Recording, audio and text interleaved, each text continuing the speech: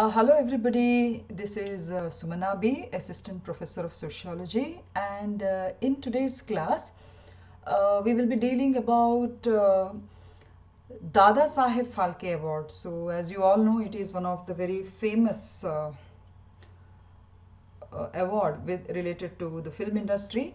So with reference to Dada Saheb Phalke Award, there are some questions that are very important for the competitive examinations. So ಸ್ಪರ್ಧಾತ್ಮಕ ಪರೀಕ್ಷಾ ದೃಷ್ಟಿಯಿಂದ ದಾದಾ ಸಾಹೇಬ್ ಫಾಲ್ಕೆ ಪ್ರಶಸ್ತಿಗೆ ಸಂಬಂಧಿಸಿದ ಕೆಲವು ಪ್ರಶ್ನೆಗಳನ್ನು ನಾನು ಇವತ್ತಿನ ಒಂದು ಸೆಷನಲ್ಲಿ ನಾನು ಹಾಕೊಂಡಿದ್ದೇನೆ. ಸೊ ಫಸ್ಟ್ ಕ್ವೆಶ್ಚನ್ ನಿಮ್ಮ ಸ್ಕ್ರೀನ್ ಮುಂದಿದೆ. ಇದು ಸ್ಟೇಟ್ಮೆಂಟ್ ಟೈಪ್ ಪ್ರಾಬ್ಲಮ್. ಸೊ ಇಲ್ಲಿ ನೀವು ಆ ಸ್ಟೇಟ್ಮೆಂಟ್ಸ್ಗಳನ್ನು ಸರಿಯಾದ ರೀತಿಯಲ್ಲಿ ಅನಲೈಸ್ ಮಾಡಿ ಆನಂತರ ಕರೆಕ್ಟ್ ಉತ್ತರವನ್ನು ನೀವು ಸೆಲೆಕ್ಟ್ ಮಾಡಬೇಕು. ಸೊ ಫಸ್ಟ್ ಸ್ಟೇಟ್ಮೆಂಟ್ ಏನು ಹೇಳ್ತದೆ? ದಾದಾ ಸಾಹೇಬ್ ಫಾಲ್ಕೆ ಪ್ರಶಸ್ತಿಯು ಭಾರತೀಯ ಚಿತ್ರರಂಗದ ಬೆಳವಣಿಗೆ ಮತ್ತು ಅಭಿವೃದ್ಧಿಗೆ ಇರುವಂತಹ ಒಂದು ಅತ್ಯುತ್ತಮ ಕೊಡುಗೆಗಾಗಿ ನೀಡಲಾದ ದೇಶದ ಅತ್ಯುನ್ನತ ಚಲನಚಿತ್ರ ಗೌರವವಾಗಿದೆ ಅಂತ ಹೇಳಿ ಸ್ಟೇಟ್ಮೆಂಟ್ 1 ಹೇಳ್ತದೆ. ಎರಡನೇದಾಗಿ ದಾದಾ ಸಾಹೇಬ್ ಫಾಲ್ಕೆ ಪ್ರಶಸ್ತಿಯನ್ನು ಸರ್ಕಾರವು 1965ರಲ್ಲಿ ಪರಿಚಯಿಸಿತು ಅಂತ ಇದೆ. ಸೊ ಪ್ರಶ್ನೆಗಳು ಬೋತ್ ಕನ್ನಡ ಮತ್ತು ಇಂಗ್ಲಿಷ್ ಎರಡರಲ್ಲೂ ಕೂಡ ಇದೆ. So but I will be explaining both in Kannada and English. So that it will facilitate the aspirants who are preparing for the examinations both in Kannada and English. So ಈಗ ಈ ಎರಡು statement ಅಲ್ಲಿ you have to select the right statement. ಇಲ್ಲಿ option 1 ಮಾತ್ರ correct ಆಗಿರುವಂತ, ಅಂದ್ರೆ option A ಇದೆಯಲ್ಲ, that is a right statement. ಯಾಕಂತ ಹೇಳಿದ್ರೆ ಇಲ್ಲಿ ಸ್ಟೇಟ್ಮೆಂಟ್ 1 ಮಾತ್ರ ಕರೆಕ್ಟ್ ಆಗಿರುವಂಥದ್ದು, ಸ್ಟೇಟ್ಮೆಂಟ್ 2 ತಪ್ಪಾಗಿರುವಂಥದ್ದು. ಸೊ ಯಾಕೆ ಸ್ಟೇಟ್ಮೆಂಟ್ 2 ತಪ್ಪು? ಸೊ ಎಲ್ಲರಿಗೆ ನಿಮಗೆ ಗೊತ್ತಿರುವ ಹಾಗೆ ದಾದಾ ಸಾಹೇಬ್ ಫಾಲ್ಕೆ ಅವಾರ್ಡ್ ಎಂಬುದು ಅತ್ಯುನ್ನತ ಚಲನಚಿತ್ರ ರಂಗಕ್ಕೆ ಕೊಟ್ಟಂತ ಕೊಡುಗೆ, ಅದರ ಅಭಿವೃದ್ಧಿಗೆ ಕೊಟ್ಟಂತ ಕೊಡುಗೆಗೆ ಸಂಬಂಧಿಸಿದ ಇರುವಂತಹ ಒಂದು ವಿಶಿಷ್ಟವಾದಂತಹ ಒಂದು ಪ್ರಶಸ್ತಿ. ಅದನ್ನು ಭಾರತ ಸರ್ಕಾರ ಪಡಿಸ್ತದೆ ಹಾಗೂ ದಾದಾ ಸಾಹೇಬ್ ಫಾಲ್ಕೆ ಅವರ ಹೆಸರನ್ನು ಅದಕ್ಕೆ ಆಯ್ಕೆ ಮಾಡಿಕೊಂಡಿದೆ. ಸೊ ಈ ಪ್ರಶಸ್ತಿಯನ್ನು ಭಾರತ ಸರ್ಕಾರವು 1969ರಲ್ಲಿ ಅದನ್ನು ಇಂಟ್ರೊಡ್ಯೂಸ್ ಮಾಡಿತ್ತು. ಸೊ ಇಲ್ಲಿ ಸ್ಟೇಟ್ಮೆಂಟ್ ಅಲ್ಲಿ ಏನು ಹೇಳ್ತಾರೆ? It was introduce by the government ಇನ್ 1965 ಅಂತ ಇದೆ. ಸೊ ಹಾಗಾಗಿ ಸ್ಟೇಟ್ಮೆಂಟ್ 2 ಇಲ್ಲಿ ತಪ್ಪಾಗ್ತದೆ. ಸೊ ಆಪ್ಷನ್ ಎ ಮಾತ್ರ ಸರಿಯಾದ ಉತ್ತರ. ಸೊ ಇಲ್ಲಿ ಕೆಲವು ಅಡಿಷನಲ್ ಇನ್ಫಾರ್ಮೇಶನ್ಸ್ ಬೇರೆ ಇದೆ. ಸೊ ಇವರ ನಿಜ ಹೆಸರು ದುಂಡಿರಾಜ್ ಗೋವಿಂದ್ ಫಾಲ್ಕೆ ಅಂತ ಹೇಳಿಬಿಟ್ಟು ಅವರನ್ನು ಪಾಪ್ಯುಲರ್ ಆಗಿ ಎಲ್ಲರೂ ದಾದಾ ಸಾಹೇಬ್ ಫಾಲ್ಕೆ ಅಂತ ಕರೀತಾರೆ. ಇವರು ಒಂದು ಆಲ್ರೌಂಡರ್ ಅಂತ ಹೇಳ್ಬೋದು. ಅವರನ್ನು ಭಾರತೀಯ ಚಿತ್ರರಂಗದ ಪಿತಾಮಹ ಅಂತ ಕೂಡ ಕನ್ಸಿಡರ್ ಮಾಡ್ತೇವೆ. ಯಾಕಂದರೆ is a producer, director, screen writer, makeup artist ಎಲ್ಲವೂ ಕೂಡ. ಅದಲ್ಲದೆ ಇವರ ಒಂದು ನಿರ್ದೇಶನದಲ್ಲಿ ಹೊರಬಂದಂಥ ರಾಜ ಹರಿಶ್ಚಂದ್ರ ಅಂತ ಹೇಳುವಂಥ ಚಲನಚಿತ್ರ, ಇದು ಭಾರತೀಯ ಚಿತ್ರರಂಗದ ಪ್ರಪ್ರಥಮ ಒಂದು ಚಲನಚಿತ್ರ ಅಂತ ಹೇಳ್ಬೋದು. 1913ರಲ್ಲಿ ಅದು ನಿರ್ದೇಶಿಸಲ್ಪಟ್ಟು ಅದು ರಿಲೀಸ್ ಆಗಿರುವಂಥ ಒಂದು India's first full length feature film. ಅದಲ್ಲದೆ ಸುಮಾರು ಚಲನಚಿತ್ರಗಳನ್ನು, ಹೆಸರಾಂತ ಚಲನಚಿತ್ರಗಳನ್ನು ಅಂದಿನ ಕಾಲದಲ್ಲಿ ಅವರು ನಿರ್ದೇಶಿಸಿದ್ದಾರೆ. ಲೈಕ್ ಮೋಹಿನಿ ಭಸ್ಮಾಸುರ್, ಸತ್ಯವಾನ್ ಸಾಹಿತ್ರಿ, ಲಂಕಾ ದಹನ್, ಶ್ರೀಕೃಷ್ಣ ಜನ್ಮ, ಕಾಲಿಯಾ ಮರ್ದನ್.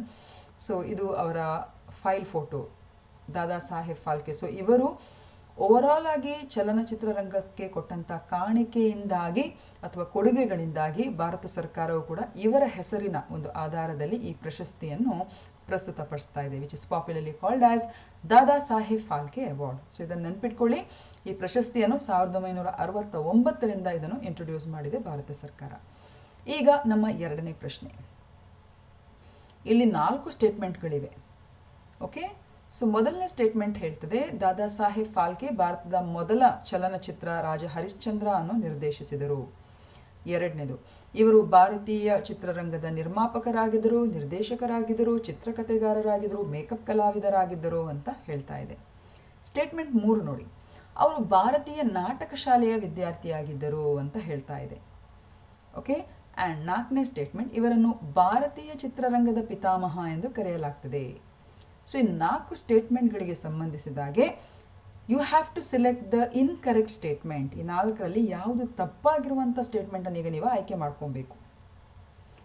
ಇಲ್ಲಿ ಒಂದು ವೇಳೆ ನಿಮ್ಮ ಆಪ್ಷನ್ ಸಿ ಆಗಿದ್ರೆ then it is a right answer. ಯಾಕಂದರೆ ಸ್ಟೇಟ್ಮೆಂಟ್ 3 ಇಲ್ಲಿ ದಾದಾ ಸಾಹೇಬ್ ಫಾಲ್ಕೆಗೆ ಸಂಬಂಧಿಸಿದಾಗಿದ್ದು ತಪ್ಪಾಗಿರುವಂಥ ಸ್ಟೇಟ್ಮೆಂಟ್. ಯಾಕಂದರೆ he was not the student of the Indian school of Drama, ಬದಲಾಗಿ ಅವರು JJ ಸ್ಕೂಲ್ ಆಫ್ ಆರ್ಟ್ ಮುಂಬೈಯ ಪ್ರತಿಷ್ಠಿತ ಅದೊಂದು ಚಿತ್ರಕಲಾವಿದರಿಗೆ ಸಂಬಂಧಿಸಿದಂಥ ಒಂದು ಶಾಲೆ ಅದು. ಸೊ ಆ ಶಾಲೆಯವರು ಹಳೆ ವಿದ್ಯಾರ್ಥಿಯಾಗಿದ್ದರು. So he is not a student of Indian school of drama. ಉಳಿದ ಹಾಗೆ ಎಲ್ಲ 3 ಸ್ಟೇಟ್ಮೆಂಟ್ಗಳು ಕೂಡ ಪರ್ಫೆಕ್ಟ್ ಆಗಿ ಕರೆಕ್ಟ್ ಆಗಿದೆ. ದಾದಾ ಸಾಹೇಬ್ ಫಾಲ್ಕೆ ನಿಮಗೆ ಆಗಲೇ ಮೊದಲನೇ ಸ್ಲೈಡಲ್ಲಿ ನಾವು ಅದನ್ನು ಡಿಸ್ಕಸ್ ಮಾಡಿ ಆಗಿದೆ. ಭಾರತದ ಮೊದಲನೇ ಚಲನಚಿತ್ರ ರಾಜ ಹರಿಶ್ಚಂದ್ರವನ್ನು ಅವರು 1913ರಲ್ಲಿ ಅವರು ನಿರ್ದೇಶಿಸ್ತಾರೆ. ಅದಲ್ಲದೆ ಈಸ್ ಅನ್ ಆಲ್ರೌಂಡರ್. ಅವರು ನಿರ್ಮಾಪಕರು, ನಿರ್ದೇಶಕರು, ಚಿತ್ರಕಥೆಗಾರರು, ಮೇಕಪ್ ಕಲಾವಿದರಾಗಿದ್ದರು. ಸೊ ಎಲ್ಲವೂ ಕೂಡ ಅವರು ಬಲ್ಲವರಾಗಿದ್ದರು. ಹಾಗೂ ಇವೆಲ್ಲ ಅನುಭವಗಳಿಂದ ಅವರನ್ನು ಭಾರತೀಯ ಚಿತ್ರರಂಗದ ಪಿತಾಮಹ ಅಂತ ಹೇಳಿ ಕೂಡ ಕರೆಸಲಾಗ್ತದೆ. ಸೊ ಇಲ್ಲಿ ತಪ್ಪಾಗಿರುವಂಥ statement is only 3. Okay, his alma mater is Shri JJ school of art which is affiliated to the Maharaja Sayajirao university of Baroda. Okay, costume designer ಕೂಡ ಆಗಿದ್ರು ಅವರು. Art director, makeup artist, costume ವಸ್ತ್ರವಿನ್ಯಾಸಗಾರರು ಕೂಡ ಆಗಿದ್ರು. ಸೊ ಹಾಗಾಗಿ ಇದು ಇವರ ಒಂದು ವಿಶೇಷತೆ. ಇವರು ಹುಟ್ಟಿರುವಂಥದ್ದು ತ್ರಯಂಬಕೇಶ್ವರದ, ಮಹಾರಾಷ್ಟ್ರದ ತ್ರಯಂಬಕೇಶ್ವರದಲ್ಲಿ. ಹಾಗೂ ಈ ರೀತಿ ಇವರ ಒಂದು ಸಣ್ಣ ಪರಿಚಯ ಅಷ್ಟೇ. ಈಗ 3ನೇ question. The Dada Saheb Phalke award ಅಥವಾ ಈ ಪ್ರಶಸ್ತಿ 2019 ಸೂಪರ್ ಸ್ಟಾರ್ ರಜನಿಕಾಂತ್ ಅವರಿಗೆ ನೀಡಲಾಗಿದೆ. The second statement. ರಜನಿಕಾಂತ್ ಅವರು 1975ರಲ್ಲಿ ಕೆ ಬಾಲಚಂದರ್ ಅವರ ಅಪೂರ್ವ ಸಹೋದರರ್ಗಳ್ ಚಿತ್ರದಲ್ಲಿ ಕಾಲಿವುಡ್ಗೆ ಪಾದಾರ್ಪಣೆ ಮಾಡಿದ್ರು. ಅದು ಸಹೋದರರಾಗಬೇಕಾಯ್ತಾ, ಸಹೋದರರ್ಗಳ್. Third statement.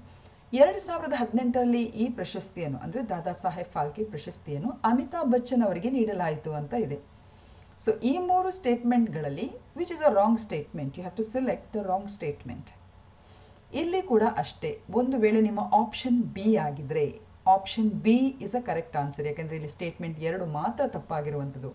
ನಿಮಗೆಲ್ಲ ಗೊತ್ತಿರುವ ಹಾಗೆ 2019ರ ದಾದಾ ಸಾಹೇಬ್ ಫಾಲ್ಕೆ ಪ್ರಶಸ್ತಿ ಅದು ಸೂಪರ್ ಸ್ಟಾರ್ ರಜನಿಕಾಂತ್ ಅವರಿಗೆ ನೀಡಲಾಗಿದೆ. It has been conferred to the super star Rajinikanth.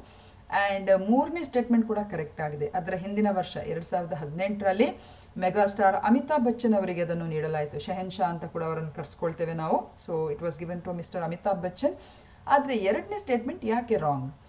Rajinikanth ಅವರು ಕಾಲಿವುಡ್ ಅಂತ ಹೇಳಿದರೆ ತಮಿಳ್ ಸಿನಿಮಾವನ್ನು ಕಾಲಿವುಡ್ ಅಂತ ನಾವು ಹೀಗೆ ಪಾಪ್ಯುಲರ್ ಆಗಿ ಕರಿತೇವೆ. ಈಗ ನಮ್ಮದು ಸ್ಯಾಂಡಲ್ವುಡ್, ಹೀಗೆ ಟಾಲಿವುಡ್, ಕಾಲಿವುಡ್ ಅಂತ ಹೇಳಿಬಿಟ್ಟು. ಸೊ ಇವರು 1975ರಲ್ಲಿ ಅಪೂರ್ವ ರಾಗಂಗಳ್, ಅಪೂರ್ವ ಸಹೋದರರ್ಗಳಲ್ಲ, ಅಪೂರ್ವ ಸಹೋದರರ್ಗಳು ಬಹುಶಃ ಅದು ಕಮಲ್ ಹಾಸನ್ ಅವರ ಒಂದು ಮೂವಿ ಆಗಿದೆ. ಅವರಲ್ಲಿ ಟ್ವಿನ್ಸ್ ಪಾತ್ರದಲ್ಲಿ ಅವರು ಅಭಿನಯಿಸ್ತಾರೆ.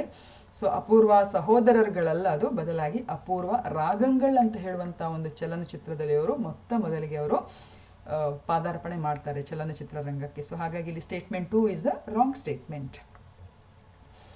ಸೊ ಇಲ್ಲಿ ಲಿಸ್ಟನ್ನು ನಾವು ಹಾಕಿದ್ದೇವೆ. 2019 Dada Saheb Phalke award has been conferred on super star Rajinikanth.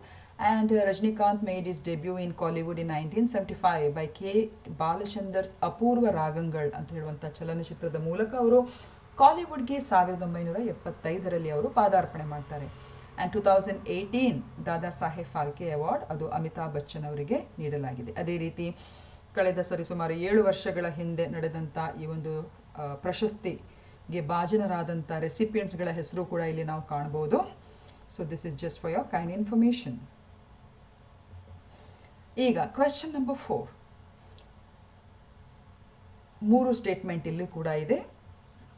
ಸಂಸ್ಕೃತಿ ಸಚಿವಾಲಯದ ಸಂಘಟನೆಯಾದ ಚಲನಚಿತ್ರೋತ್ಸವಗಳ ನಿರ್ದೇಶನಾಲಯವು ರಾಷ್ಟ್ರೀಯ ಚಲನಚಿತ್ರ ಪ್ರಶಸ್ತಿ ಪ್ರದಾನ ಸಮಾರಂಭದಲ್ಲಿ ದಾದಾ ಸಾಹೇಬ್ ಫಾಲ್ಕೆ ಪ್ರಶಸ್ತಿಯನ್ನು ವಾರ್ಷಿಕವಾಗಿ ನೀಡಲಾಗುತ್ತದೆ. So the Dada Saheb Phalke Award is presented annually at the National Film Awards Ceremony by the Directorate of Film Festivals, which is an organization of the Ministry of Culture. ಎರಡನೇ ಸ್ಟೇಟ್ಮೆಂಟ್ ಏನು ಹೇಳ್ತದೆ? The first recipient of the award was actress Devika Rani. ಪ್ರಶಸ್ತಿ ಪಡೆದ ಮೊದಲ ನಟಿ ದೇವಿಕಾ ರಾಣಿ. 3ನೇದು, ಈಕೆಯನ್ನು ಅಂದರೆ ದೇವಿಕಾ ರಾಣಿ ಈಕೆಯನ್ನು ಭಾರತೀಯ ಚಿತ್ರರಂಗದ ಪ್ರಥಮ ಮಹಿಳೆ ಎಂದು ವ್ಯಾಪಕವಾಗಿ ಒಪ್ಪಿಕೊಳ್ಳಲಾಗ್ತದೆ. ಸೊ ಇಲ್ಲಿ ಈಗ ನೀವು ಕರೆಕ್ಟ್ ಸ್ಟೇಟ್ಮೆಂಟನ್ನು ಆಯ್ಕೆ ಮಾಡ್ಕೊಬೇಕು. Okay, you have to select the right statement. So ಈ ಸ್ಟೇಟ್ಮೆಂಟ್ಸ್ ಟೈಪ್ ಪ್ರಾಬ್ಲಮ್ಸ್ ಅಥವಾ ಕ್ವೆಶನ್ಸ್ಗಳನ್ನು ನೀವು ತುಂಬ ಅವಸರದಲ್ಲಿ ಸೆಲೆಕ್ಟ್ ಮಾಡಬಾರ್ದು. ಸರಿಯಾದ ರೀತಿಯಲ್ಲಿ you have to monitor or you have to go through the statements and then select. Time ಕೂಡ ಕಡಿಮೆ ಇರ್ತದೆ, ಬಟ್ ಯು ಹ್ಯಾವ್ ಟು ತುಂಬಾ ಸೂಕ್ಷ್ಮವಾಗಿ ಇದನ್ನು ಗಮನಿಸಿ ನೀವಿಲ್ಲಿ ಕರೆಕ್ಟ್ ಉತ್ತರ ಕೊಡಬೇಕು. ಸೊ ಇಲ್ಲಿ ನಿಮ್ಮ ಆಪ್ಷನ್ ಒಂದು ವೇಳೆ ಬಿ ಆಗಿದ್ರೆ, ಆಪ್ಷನ್ ಬಿ ಆಗಿದ್ರೆ ಅದು ಕರೆಕ್ಟ್ ಆಗಿರುವಂಥ ಉತ್ತರ. ಅಂದರೆ ಸ್ಟೇಟ್ಮೆಂಟ್ 2 ಮತ್ತು 3 ಕರೆಕ್ಟ್ ಆಗಿರುವಂಥದ್ದು, ಸ್ಟೇಟ್ಮೆಂಟ್ 1ದಲ್ಲಿ ತಪ್ಪಾಗಿದೆ. ಸೊ ಸ್ಟೇಟ್ಮೆಂಟ್ 1 ಯಾಕೆ ತಪ್ಪಾಗಿದೆ ಇಲ್ಲಿ ನಾವು ಗಮನಿಸಬೇಕು. ಹೆಚ್ಚಾಗಿ ಚಲನಚಿತ್ರ ಅಂತ ಹೇಳಿದರೆ ನಾವು ಹೇಗೆ ಅಂದ್ಕೊಳ್ತೇವೆ, ಅದು ಸಂಸ್ಕೃತಿ ಸಚಿವಾಲಯಕ್ಕೆ ಬರುವಂಥ ಒಂದು ಜವಾಬ್ದಾರಿ ಅಂತ ನಾವು ಅಂದ್ಕೊಳ್ತೇವೆ. ಆದರೆ ಈ ದಾದಾ ಸಾಹೇಬ್ ಫಾಲ್ಕೆ ಪ್ರಶಸ್ತಿ ಇದೆಯಲ್ಲ, ಇದು ನೀವಿಲ್ಲಿ ಗಮನಿಸಿ, ಇದನ್ನು ಏನು 1969ರಲ್ಲಿ ಇಂಟ್ರೊಡ್ಯೂಸ್ ಮಾಡಿತು ನಮ್ಮ ಭಾರತ ಸರ್ಕಾರ. ಇದಕ್ಕೆ ಸಂಬಂಧಪಟ್ಟ ಸಚಿವಾಲಯ ಯಾವುದು ಅಂತ ಹೇಳಿದರೆ ಅದು ministry of information and broadcasting, ಮಾಹಿತಿ ಮತ್ತು ಪ್ರಸರಣ ಸಚಿವಾಲಯ ಇದೆಯಲ್ಲ, ಅದು ಇದಕ್ಕೆ ಸಂಬಂಧಿಸಿದ ಅಥವಾ ಅದರ ಜವಾಬ್ದಾರಿ ಇರುವಂಥದ್ದು. ಈ ಅವಾರ್ಡ್ಗೆ ಸಂಬಂಧಿಸಿದ ಎಲ್ಲ ಜವಾಬ್ದಾರಿಗಳು ಈ ಸಚಿವಾಲಯದ ಅಡಿಯಲ್ಲಿ ಬರುವಂಥದ್ದು. ಸೊ ಇದನ್ನು ನೀವು ನೆನಪಿಟ್ಕೊಳ್ಬೇಕು. ಯಾಕಂದರೆ ನಮ್ಮ ಈ ಫಸ್ಟ್ ಸ್ಟೇಟ್ಮೆಂಟಲ್ಲಿ ನಾವು ಅದನ್ನು ಸಂಸ್ಕೃತ ಸಚಿವಾಲಯದ ಅಡಿ ಅಂತ ಹೇಳ್ತಾ ಇದ್ದೇವೆ. So that is a wrong statement. ಎರಡನೇ statement it is a right one. ಯಾಕಂದರೆ ಫಸ್ಟ್ ರೆಸಿಪಿಯೆಂಟ್, ಈ ಪ್ರಶಸ್ತಿಯನ್ನು ಪಡೆದಂತಹ ಮೊದಲನೇ ನಟಿ, ಮೊದಲನೆಯ ವ್ಯಕ್ತಿ ಅಂತ it is none other then Devika Rani. So ಇವರ ಫೈಲ್ ಫೋಟೋ ಇಲ್ಲಿದೆ. ತುಂಬನೇ ಅಂದವಾಗಿರುವಂಥ ಒಂದು ನಟಿ ಕೂಡ. ಅದಲ್ಲದೆ ಬೇರೆ ಬೇರೆ ಆಯಾಮಗಳಲ್ಲಿ ಕೂಡ ಅವರು ನಟನೆ ಮಾಡಿದ್ದಾರೆ. ಹಾಗೂ ಇವರನ್ನು ಭಾರತೀಯ ಚಿತ್ರರಂಗದ ಪ್ರಥಮ ಮಹಿಳೆ ಅಂತ ಕೂಡ ಇವರನ್ನು ಎಕ್ನಾಲೇಜ್ ಮಾಡ್ತಾರೆ ಎಲ್ಲರೂ ಕೂಡ. ಸೊ ಹಾಗಾಗಿ she is done many movies and in fact she married a Russian painter. ಬೆಂಗಳೂರಿನಲ್ಲೂ ಕೂಡ ಅವರು ಕೆಲ ಕಾಲಗಳಿದ್ರು. ಸೊ ಹಾಗಾಗಿ 2 ಮತ್ತು 3 ಸ್ಟೇಟ್ಮೆಂಟ್ಗಳು ಅವರ ಬಗ್ಗೆ ಅದು ಕರೆಕ್ಟ್ ಆಗಿರುವಂಥದ್ದು. ಈಗ ಕ್ವೆಶ್ಚನ್ ನಂಬರ್ 5. ಈ ದಾದಾ ಸಾಹೇಬ್ ಫಾಲ್ಕೆ ಪ್ರಶಸ್ತಿ ಬಹುಮಾನವು ಚಿನ್ನದ ಕಮಲ, ರೂಪಾಯಿ 10 ಲಕ್ಷ ನಗದು ಮತ್ತು ಶಾಲನ್ನು ಒಳಗೊಂಡಿದೆ. ಎರಡನೇ ಸ್ಟೇಟ್ಮೆಂಟ್, ರಜನಿಕಾಂತ್ ಅವರಿಗೆ ಭಾರತ ಸರ್ಕಾರದಿಂದ ಪದ್ಮಭೂಷಣ್ ಮತ್ತು ಪದ್ಮವಿಭೂಷಣ್ನಿಂದ ಕೂಡ ಗೌರವಿಸಲಾಗಿದೆ. ಥರ್ಡ್ ಸ್ಟೇಟ್ಮೆಂಟ್, ರಜನಿ ಕೋವಿಡ್-19 ಸಾಂಕ್ರಾಮಿಕ ರೋಗದಿಂದಾಗಿ 2021ರಲ್ಲಿ 2019ರ ದಾದಾ ಸಾಹೇಬ್ ಫಾಲ್ಕೆ ಪ್ರಶಸ್ತಿಗಾಗಿ ರಜನಿಕಾಂತ್ ಅವರಿಗೆ ಪ್ರಶಸ್ತಿಯನ್ನು ನೀಡಲಾಗುವುದು. ಸೊ ಈ 3 ಸ್ಟೇಟ್ಮೆಂಟ್ಗಳಿಗೆ ಸಂಬಂಧಿಸಿದಾಗಿ which is the right statement? So definite ಆಗಿ ಇಲ್ಲಿ ಆಪ್ಷನ್ ಡಿ, ಅಂದರೆ ಮೇಲಿನ ಎಲ್ಲ 3 ಸ್ಟೇಟ್ಮೆಂಟ್ಗಳು ಕೂಡ ಕರೆಕ್ಟ್ ಆಗಿವೆ. ಸೊ ಹಾಗಾಗಿ ಇಲ್ಲಿ ಆಪ್ಷನ್ ಡಿ ಅದು ಕರೆಕ್ಟ್ ಆಗಿರುವಂಥ ಉತ್ತರ. ಸೊ ಯಾಕಂದರೆ ಈ ಪ್ರಶಸ್ತಿಯು ದಾದಾ ಸಾಹೇಬ್ ಫಾಲ್ಕೆ ಪ್ರಶಸ್ತಿ, ಇದೊಂದು ಸ್ವರ್ಣಕಮಲ ಹಾಗೂ ಶಾಲ್ ಮತ್ತೊಂದು 10 lakhs ರೂಪೀಸ್ನ ಕ್ಯಾಶ್ ಪ್ರೈಸನ್ನು ಕೂಡ ಅದು ಒಳಗೊಂಡಿದೆ. ಮತ್ತು ರಜನಿಕಾಂತ್ ಅವರ ಬಗ್ಗೆ ನಾವು ಆಲ್ರೆಡಿ ಆಗ ಹೇಳುವಾಗೆ 1975ರ ಅಪೂರ್ವ ರಾಗಂಗಳ್ ಅಂತ ಹೇಳುವಂಥ ಒಂದು ಚಲನಚಿತ್ರದ ಮೂಲಕ ಅವರು ತಮಿಳ್ ಚಿತ್ರರಂಗಕ್ಕೆ ಅವರು ಪಾದಾರ್ಪಣೆ ಮಾಡ್ತಾರೆ. Also he is a producer, screen writer and he has been honoured. Padma Bhushan ಕೂಡ ಅವರಿಗೆ 2000ರಲ್ಲಿ ದಕ್ಕಿದೆ. ಪದ್ಮವಿಭೂಷಣನ್ನು ಕೂಡ ಭಾರತ ಸರ್ಕಾರದಿಂದ ಅವರು 2016ರಲ್ಲಿ ಪಡ್ಕೊಂಡಿದ್ದಾರೆ. ಇನ್ನೊಂದು ವಿಚಾರ, 2019ರ ಅವರಿಗೆ ಏನು ದಾದಾ ಸಾಹೇಬ್ ಫಾಲ್ಕೆ ಪ್ರಶಸ್ತಿ ಸಿಕ್ಕಿದೆ ಅದನ್ನು ಈ ವರ್ಷ ಅವರಿಗೆ ಪ್ರಶಸ್ತಿ ಪ್ರದಾನವನ್ನು ಮಾಡಲಿಕ್ಕಿದ್ದಾರೆ. ಇದು ಯಾಕಂತ ಈ ಡಿಲೇ ಯಾಕೆ ಆಯಿತು ಅಂತ ಹೇಳಿದರೆ it is because of COVID-19 pandemic. Okay, next question number 6. ಈ ಕೆಳಗಿನವರಲ್ಲಿ ಯಾರು ದಕ್ಷಿಣ ಭಾರತದ ಸಿನಿ ಉದ್ಯಮದಲ್ಲಿ ದಾದಾ ಸಾಹೇಬ್ ಫಾಲ್ಕೆ ಪ್ರಶಸ್ತಿಯನ್ನು ಪಡೆದಿದ್ದಾರೆ? ಸೊ 6 ಮಂದಿಯ ಹೆಸರಿದೆ ಇಲ್ಲಿ. You have to select which of the following personalities have received the Dada Saheb Phalke Award in the South India cine industry. So Dr. Rajkumar, Shivaji Ganeshan, K. Balachandar, K. Vishwanath, Mani Ratnam ಮತ್ತು Mohan Lal. So ಇಲ್ಲಿ ನಿಮ್ಮ option ಒಂದು ವೇಳೆ ಬಿ ಆಗಿದ್ರೆ then of course it is a right answer. ಯಾಕಂದರೆ ಇಷ್ಟರವರೆಗೆ doctor Rajkumar, Shivaji Ganesan, K Balachander, K Vishwanath ಇವರಿಗೆ ದಾದಾ ಸಾಹೇಬ್ ಫಾಲ್ಕೆ ಪ್ರಶಸ್ತಿ ದಕ್ಷಿಣ ಭಾರತದ ಈ ಒಂದು ಸಿನಿ ಉದ್ಯಮದಲ್ಲಿ ಅವರಿಗೆ ದಕ್ಕಿದೆ. ಮಣಿರತ್ನಂ ಅವರು ಹೆಸರಾಂತ ಒಬ್ಬರು ನಿರ್ದೇಶಕರು, ಮೋಹನ್ ಲಾಲ್ ಅವರು ಕೂಡ ಅದ್ಭುತವಾದಂಥ ಒಬ್ಬರು ನಟರು. ಆದರೆ ಇವರಿಬ್ಬರಿಗೂ ಇನ್ನೂ ಕೂಡ ದಾದಾ ಸಾಹೇಬ್ ಫಾಲ್ಕೆ ಪ್ರಶಸ್ತಿ ಸಿಕ್ಕಿಲ್ಲ. ಮುಂದೆ ಸಿಗಲಿ ಅಂತ ಹೇಳಿ ನಾವು ಆಶಿಸುವ. ಆದರೆ ಈ ಪ್ರಶ್ನೆ ಪ್ರಕಾರ 1, 2, 3 and 4 that's only the right answer. So ಹಾಗಾಗಿ option B is the right answer. Question number 7. ಈ 3 ಸ್ಟೇಟ್ಮೆಂಟ್ಗಳು ಇದು ಸ್ವಲ್ಪ ಭಿನ್ನವಾಗಿರುವಂಥದ್ದು. 3 ಸ್ಟೇಟ್ಮೆಂಟ್ಗಳು ಯಾರಿಗೆ ಸಂಬಂಧಿಸಿದು ಅಂತ ಹೇಳಿ ನೀವಿಲ್ಲಿ ಸೆಲೆಕ್ಟ್ ಮಾಡಬೇಕು. ಸ್ಟೇಟ್ಮೆಂಟ್ 1 ಏನು ಹೇಳ್ತದೆ?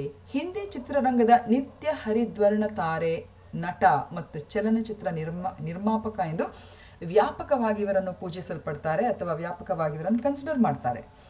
ಸೆಕೆಂಡ್, ಇವರು 1949ರಲ್ಲಿ ನವಕೇತನ್ ಫಿಲ್ಮ್ಸ್ ಅನ್ನು ಸಹ ಸ್ಥಾಪಿಸಿ ಅದರಲ್ಲಿ ಸರಿಸುಮಾರು 35 ಚಲನಚಿತ್ರಗಳನ್ನು ಅವರು ನಿರ್ಮಿಸ್ತಾರೆ. ಹಾಗೂ ಈ ಪ್ರಸಿದ್ಧ ವ್ಯಕ್ತಿತ್ವಕ್ಕೆ 2002ರಲ್ಲಿ 50ನೇ ದಾದಾ ಸಾಹೇಬ್ ಫಾಲ್ಕೆ ಪ್ರಶಸ್ತಿ ಕೂಡ ನೀಡಲಾಯಿತು. ಈ ವ್ಯಕ್ತಿತ್ವ ಯಾರು? Option A Dev Anand, option B Rajkumar, option C Vinod Khanna ಮತ್ತು option D Ashok Kumar. Yes, ಇಲ್ಲಿ ನಿಮ್ಮ ಉತ್ತರ ಒಂದು ವೇಳೆ ಆಪ್ಷನ್ ಎ ಆಗಿದ್ರೆ, ದೇವಾನಂದ್ ಆಗಿದ್ರೆ definitely it is a right answer. ಯಾಕೆಂದರೆ ದೇವಾನಂದ್ ಬಗ್ಗೆ ನೀವೆಲ್ಲ ಕೇಳಿರ್ಬೋದು. ಅವರು ಬಹಳಷ್ಟು ಒಂದು evergreen star of Hindi cinema ಅಂತ ಅವರನ್ನು ಕನ್ಸಿಡರ್ ಮಾಡ್ತಾರೆ. ತಮ್ಮ ನಗೆಯ ಮೂಲಕ ಹಾಗೂ ವಿಶಿಷ್ಟವಾಗಿರುವಂಥ ಅಭಿನಯದ ಮೂಲಕ ಅವರು ತುಂಬನೇ ಪಾಪ್ಯುಲರ್ ಆಗಿದ್ರು. ಶರ್ಮಿಳಾ ಠಾಗೂರ್ ಮತ್ತು ಅವರ ಪೇರ್ ಅಂತೂ ತುಂಬ ಹಲವಾರು ಮೂವಿಗಳಲ್ಲಿ ಅವರು ಹಲವಾರು ಉತ್ತಮ ನಟಿಯರೊಂದಿಗೆ ಕೂಡ ಅವರು ನಟಿಸಿದ್ದಾರೆ. So it is none other than Dev Anand. So ಅವರ ಫೈಲ್ ಫೋಟೋ ಇಲ್ಲಿದೆ ನೋಡಿ. He was an actor, producer, director and is a co-founder of Navketan films also. ಇವರಿಗೂ ಕೂಡ ನೋಡಿ ಪದ್ಮಭೂಷಣ್ ಮತ್ತು ದಾದಾ ಸಾಹೇಬ್ ಫಾಲ್ಕೆ ಪ್ರಶಸ್ತಿ ಕೂಡ ಇವರಿಗೆ ಲಭಿಸಿದೆ.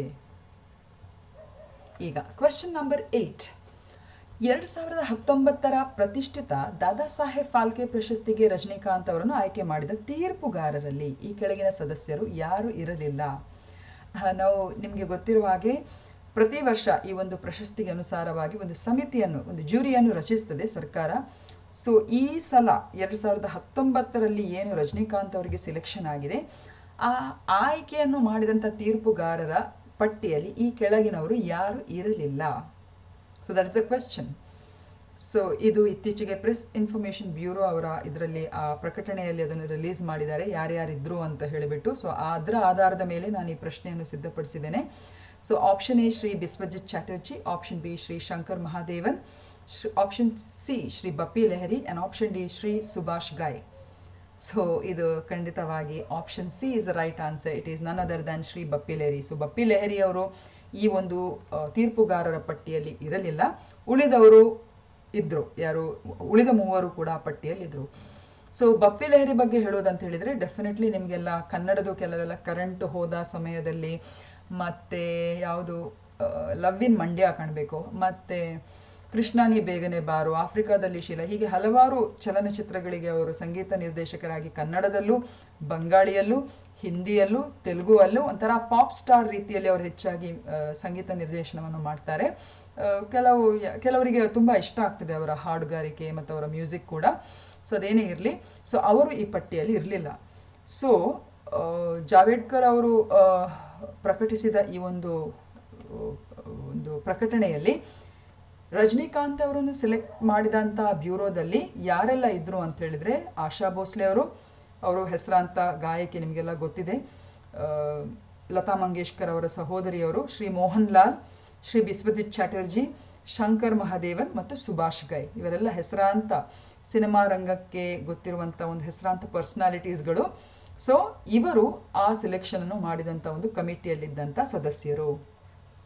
ಓಕೆ, ನೆಕ್ಸ್ಟ್ 9ನೇ ಪ್ರಶ್ನೆ. Who among the following actors are the only posthumous recipients of the Dada Saheb Phalke award? ಇದು FDA, SDA ಮತ್ತು ಡೈರೆಕ್ಟ್ ಆಗಿರುವಂಥ ಪ್ರಶ್ನೆಗಳಲ್ಲಿ ತುಂಬ ಸಂಭಾವ್ಯತೆ ಇದೆ ಕೇಳುವಂಥ ಒಂದು ಪ್ರಶ್ನೆಗಳಲ್ಲಿ. ಯಾಕಂದರೆ ಈ ಪ್ರಶ್ನೆಗಳನ್ನು ಫಾರ್ಮ್ ಮಾಡುವಾಗ ಕೇವಲ ಇಬ್ಬರು ಮಾತ್ರ ಈ ಒಂದು ಪ್ರಶಸ್ತಿಯನ್ನು ಮರಣೋತ್ತರವಾಗಿ ಪಡೆದಿದ್ದಾರೆ. Please remember this. ಸೊ ದಾದಾ ಸಾಹೇಬ್ ಫಾಲ್ಕೆ ಪ್ರಶಸ್ತಿಯನ್ನು ಮರಣೋತ್ತರ ಪಡೆದವರು ಯಾರೆಲ್ಲ? ಸೊ ಇಲ್ಲಿ 4 ಕಾಂಬಿನೇಷನ್ ಇದೆ. ಸೊ ಇಲ್ಲಿ ಕರೆಕ್ಟ್ ಉತ್ತರ option A, that is Prithviraj Kapoor ಮತ್ತು ವಿನೋದ್ ಖನ್ನಾ. ಸೊ ಪೃಥ್ವಿರಾಜ್ ಕಪೂರ್ ಅಂತ ಹೇಳಿದ್ರೆ ಈ ಕಪೂರ್ ಸಿನಿ ಇಂಡಸ್ಟ್ರಿ ಏನಿದೆ, ರಾಜ್ ಕಪೂರ್ ಅವರ ತಂದೆಯವರು. ಸೊ ಹಾಗಾಗಿ ರಿಷಿ ಕಪೂರ್ ಅವರಿಗೆ ಅಜ್ಜ ಆಗಬೇಕು, ಹಾಗೂ ಈಗಿನ ರಣಧೀರ್ ಕಪೂರ್ ಏನಿದ್ದಾರೆ ಅವರಿಗೆ ಅವರು ಮುತ್ತಾತ ಆಗಬೇಕು. ಸೊ ಹಾಗಾಗಿ ಪೃಥ್ವಿರಾಜ್ ಕಪೂರ್ ಮತ್ತು ವಿನೋದ್ ಖನ್ನಾ ಇವರ ಮಗ ಕೂಡ ಈಗ ತುಂಬನೇ ಪ್ರಚಲಿತದಲ್ಲಿದ್ದಾರೆ.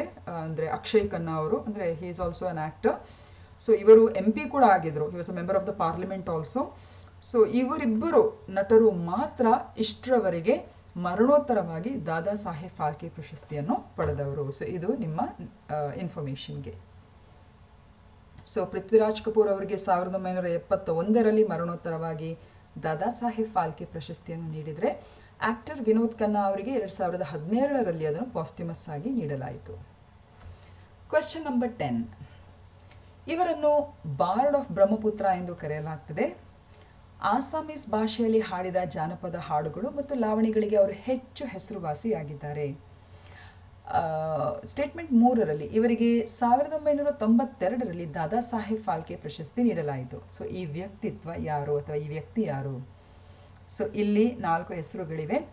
ಅಫ್ಕೋರ್ಸ್ ಇಲ್ಲಿ ನಿಮ್ಮ ಆಪ್ಷನ್ ಬಿ ಭೂಪೇನ್ ಹಜಾರಿಕಾ ಆಗಿದ್ರೆ ಡೆಫಿನೆಟ್ಲಿ ಅದು ಕರೆಕ್ಟ್ ಆಗಿರುವಂಥ ಉತ್ತರ. ಸೊ ಇವರ ಫೈಲ್ ಫೋಟೋ ಇಲ್ಲಿದೆ. ಇವರನ್ನು ಬಾರ್ಡ್ ಆಫ್ ಬ್ರಹ್ಮಪುತ್ರ ಅಂತ ಹೇಳಿ ಕರೀತಾರೆ. ಬ್ರಹ್ಮಪುತ್ರದ ಹಲವಾರು ಅಸ್ಸಾಮದ ಹಲವಾರು ಈ ಒಂದು ಜಾನಪದ ಒಂದು ಏನು ರಚನೆಗಳಿಗೆ ತುಂಬ ಉತ್ತಮ ರೀತಿಯ ಹಾಡುಗಾರಿಕೆ ಹಾಗೂ ಇದನ್ನೆಲ್ಲ ಅವರು ಮಾಡಿಕೊಂಡಿದ್ದಾರೆ. ಪದ್ಮಭೂಷಣ್ ಕೂಡ ಅವರಿಗೆ ಸಿಕ್ಕಿದೆ 2001ನಲ್ಲಿ. ದಾದಾ ಸಾಹೇಬ್ ಫಾಲ್ಕೆ ಪ್ರಶಸ್ತಿಗೆ ಕೂಡ ಅವರು ಭಾಜನರಾಗಿದ್ದಾರೆ. ಹಾಗೂ ರೀಜನಲ್ ಆಗಿರುವಂಥ ಒಂದು ಹಾಡುಗಾರಿಕೆಗೆ, ಜಾನಪದ ಒಂದು ಮಿಶ್ರಣಕ್ಕೆ ಒಂದು ಉತ್ತಮ ರೀತಿಯಲ್ಲಿ ಒಂದು ವೇದಿಕೆಯನ್ನು ಕೂಡ ಅವರು ಉತ್ತಮ ರೀತಿಯಲ್ಲಿ ಕಲ್ಪಿಸಿದ್ದಾರೆ. So this is none other than Bhupen Hazarika. So my dear friends, ನಿಮಗೆಲ್ಲ ಗೊತ್ತಿರುವ ಹಾಗೆ ಸರಿಸುಮಾರು 10 ಪ್ರಶ್ನೆಗಳನ್ನು ಇವತ್ತು ದಾದಾ ಸಾಹೇಬ್ ಫಾಲ್ಕೆ ಪ್ರಶಸ್ತಿಗೆ ಅನುಗುಣವಾಗಿ ನಾನಿವತ್ತು ಹಾಕ್ಕೊಂಡಿದ್ದೇನೆ ಸ್ಲೈಡ್ಸಲ್ಲಿ. ಸೊ ಐ ಹೋಪ್ ಸೊ ಇದು 10 ಪ್ರಶ್ನೆಗಳು ನಿಮಗೆ ಎಲ್ಲೋ ಒಂದು ರೀತಿಯಲ್ಲಿ ನಿಮ್ಮ ಒಂದು ಕಾಂಪಿಟೇಟಿವ್ ಎಕ್ಸಾಮಿನೇಷನ್ ಪ್ರಿಪ್ರೇಷನ್ಸ್ಗೆ ತುಂಬ ಹೆಲ್ಪ್ ಆಗ್ಬೋದು ಅಂತ ಅಂದ್ಕೊಂಡಿದ್ದೇನೆ. ಕನ್ನಡ ಮತ್ತು ಇಂಗ್ಲೀಷಲ್ಲಿ ಬರೆಯುವಂಥ ಬೋತ್ ವಿದ್ಯಾರ್ಥಿಗಳಿಗೋಸ್ಕರ ಈ ಒಂದು ಸ್ಲೈಡ್ಸನ್ನು ಬೈಲಿಂಗ್ವಲಲ್ಲಿ ಹಾಕಿದ್ದೇನೆ. So definitely I hope so it will help you. So ಇಷ್ಟು ಹೇಳ್ತಾ ಐ ವಿಲ್ ಸೈನ್ ಆಫ್. ಇನ್ನೊಂದು 2-3 ದಿವಸದಲ್ಲಿ ಇನ್ನೊಂದು ಥೀಮನ್ನು ಹಿಡ್ಕೊಂಡು ನಿಮಗೆ ಈ ರೀತಿ ಪ್ರಶ್ನೆಗಳನ್ನು ಹಾಕ್ಕೊಂಡು ನಿಮಗೆ ಸೆಷನ್ಸನ್ನು ಮಾಡ್ತೇನೆ. ಸೊ ಡೆಫಿನೆಟ್ ಆಗಿ ಡೋಂಟ್ ಲೂಸ್ ಹೋಪ್. ಕೋವಿಡ್ ಟೈಮಿಂದಾಗಿ ನಾವೆಲ್ಲರೂ ಒಂಥರ ಇದ್ದಂಥ ಸಮಯವನ್ನು ನಾವು ಪರಿಪೂರ್ಣ ನಿಟ್ಟಿನಲ್ಲಿ ನಾವು ಅದನ್ನು ಸದುಪಯೋಗ ಮಾಡಬೇಕು. ಸೊ ಆ ದೃಷ್ಟಿಯಲ್ಲಿ ಇದೊಂದು ನನ್ನ ಸಣ್ಣ ಒಂದು ಪ್ರಯತ್ನ ಅಷ್ಟೇ. ಸೊ ತುಂಬ ಮಂದಿ ಕೇಳ್ತಾ ಇದ್ದಾರೆ, ನೀವು ಏನಾದರೂ ವೀಡಿಯೋಸ್ಗಳನ್ನು ಹಾಕಬೇಕು, ನಮಗೆ ಹೆಲ್ಪ್ ಆಗ್ತದೆ ಅಂತ ಹೇಳಿಬಿಟ್ಟು. ಸೊ ಆ ದೃಷ್ಟಿಯಲ್ಲಿ ಈ ಒಂದು ವೀಡಿಯೋಗಳನ್ನು ಮಾಡ್ತಾ ಇದ್ದೇನೆ. ಕಂಟಿನ್ಯೂಸ್ ಆಗಿ ಇನ್ನೊಂದು 2-3 ಡೇಸ್ ಒಳಗೆ ಇನ್ನೊಂದು ವೀಡಿಯೋವನ್ನು ಖಂಡಿತ ಮಾಡ್ತೇನೆ ಅಂತ ಹೇಳ್ತಾ, ಸಮರ್ಥ್ ಭಾರತ್ ಯೂಟ್ಯೂಬ್ ಚಾನೆಲ್ಗೆ ನಿಮ್ಮ ಲೈಕನ್ನು, ಸಬ್ಸ್ಕ್ರಿಪ್ಷನನ್ನು ಇನ್ನೂ ತೆಗೆದುಕೊಳ್ಳದಿದ್ದರೆ ದಯವಿಟ್ಟು ಸಬ್ಸ್ಕ್ರೈಬ್ ಮಾಡಿ ಅಂತ ಹೇಳ್ತಾ ನಾನು ಈ ಸೆಷನನ್ನು ಎಂಡ್ ಮಾಡ್ತೇನೆ. ಸೊ ಅದೇ ರೀತಿ ಕಮೆಂಟ್ ಬಾಕ್ಸಲ್ಲಿ ನಿಮಗೆ ಯಾವ ಥೀಮ್ ಮೇಲೆ ಇನ್ನು ನಾನು ಈ ಕ್ಲಾಸಸ್ಗಳನ್ನು ರಚನೆ ಮಾಡಬೇಕು ಅಥವಾ ಪ್ರೆಸೆಂಟ್ ಮಾಡಬೇಕು ಅಂತ ಹೇಳಿ ಥೀಮನ್ನು ಬರೆದ್ರೂ ಕೂಡ I can see the themes or I can select those themes and build up the classes for you. So ಇಷ್ಟು ಹೇಳ್ತಾ I will end my session. Have a nice day and take care.